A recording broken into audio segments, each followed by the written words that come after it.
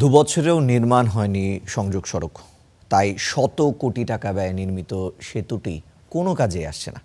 নোয়াখালীর ২ উপজেলাকে যুক্ত করতে ২০২৪ সালে নির্মাণ করা হয় এই সেতু, কিন্তু সেতুর কাজ শেষ হলেও জমি অধিগ্রহণ সংক্রান্ত জটিলতায় আটকে আছে সংযোগ সড়কের নির্মাণ কাজ।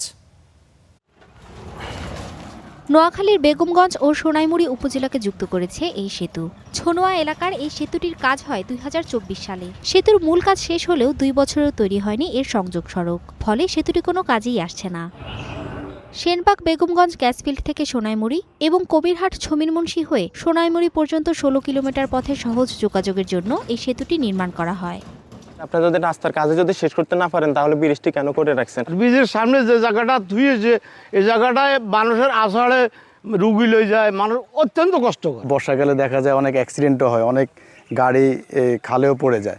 সংযোগ সেতু না হবার পেছনে ভূমি অধিগ্রহণ সংক্রান্ত জটিলতার কথা জানায় সড়ক বিভাগ। দ্রুত সমস্যাটি সমাধানের আশ্বাস দেন এই কর্মকর্তা। প্রকল্পটি চলাকালীন সময় আমাদের ভূমি অধিগ্রহণ কমপ্লিট না হতে কালভার্টের অ্যাপ্রোচ সড়কটা কানেকশন দেওয়া সম্ভব হয়নি। আমরা এখন এই কালভার্টের অ্যাপ্রোচটা শীঘ্রই আমরা কানেকশনটা দিয়ে দেব।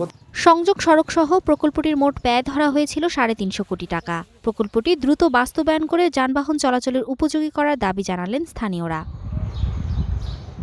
Desk report, star news.